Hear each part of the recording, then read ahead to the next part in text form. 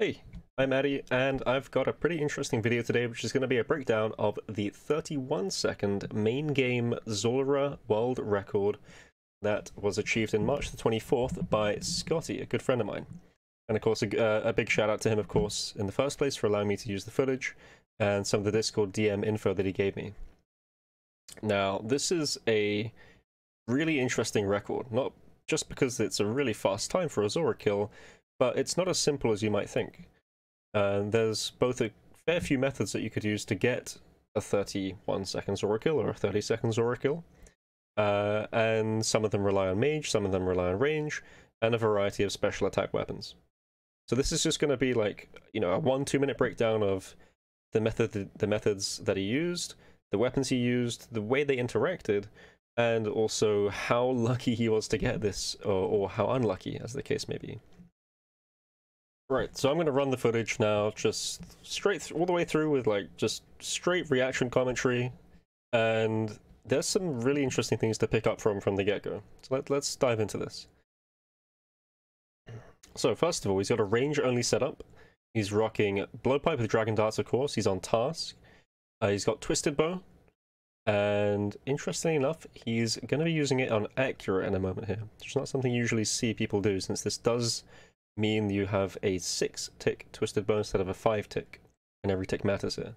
He's using Dragon Thrown Axes with a Buckler, and then switches to Dragon Knives with a special attack into the Blowpipe, and of course with Vengeance hits. He's not even praying at all, taking the mage hits. And there we have it. Just like that, 31 seconds, a new PB for him, and of course a record. Alright, so we're going to run this just one more time, and this time I'm going to break down exactly what went on there, because it wasn't just attack Zulrah, there was obviously a lot of special attacks used, multiple weapons, and accuracy style swaps. So let's run this a bit slow, and I'm going to pause to explain a couple of the things that are actually going on here. So starting with the Blowpipe, he does about 2 or 3 Blowpipe hits, and this sets up the T-bow to be on tick to finish with a T-bow hit, and it's the very last tick at the end of the phase. He's doing 2 rapids here, 1 more hit, and then he switches to Accurate. A really interesting thing with Accurate here is that it doesn't... Accurate on a lot of range weapons does not just give accuracy. In this case, it gives a max hit. In fact, I believe it gives 3 max hits, which is very odd, but that's just the way the bow works. Now, Zulrah's capped at 50 damage. If you roll a 50 or higher, your hit will be re-rolled from a 45 to a 50 and applied randomly. So it's still worth trying to hit that cap, and Accurate gives the accuracy and the damage boost, but it's an interesting thing to note. And of course it's worth doing it here so he has more DPS. So the last hit there is an Accurate. We then have the Mage phase, and this phase is necessary. There are 4 rotations at Zulrah. 2 of them, one of them is green at this stage, the other 2 I think are red in the center, and then you have this mage phase. This is the only viable phase that you can use in the main game for speedrunning, because mage is weakest to range and you can do the most damage. So it's a 1 in 4 to get this for starters. And then he starts again here with a Twisted Bow hit. This is a 6-tick Twisted Bow on Accurate. This has the accuracy and the damage, and you might be wondering, why is he attacking in this phase on 6-tick? Isn't this a mistake? Rapid surely would be better. This saves a tick, and your T-bow can still hit the max cap.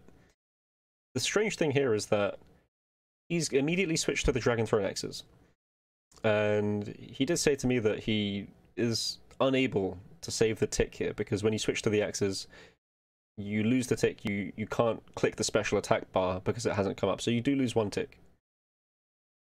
But that T-bow is currently 6-tick. And if you're a fan of PKing or understand how ballista PKing works, or I'm not personally, but I've done a little bit myself, these thrown axes reset the attack of any weapon that you might attack with to 4 ticks, is my understanding. And in this case, he's resetting T-bow from 6 ticks to 5 ticks, not 4 ticks, because he can't get that special attack off, so he loses 1 tick there, because the option isn't available. There's no special attack bar on the Twisted Bow. All that to explain that he is changing his T-bow from a 6-tick to a 5-tick in this circumstance by using thrown axes.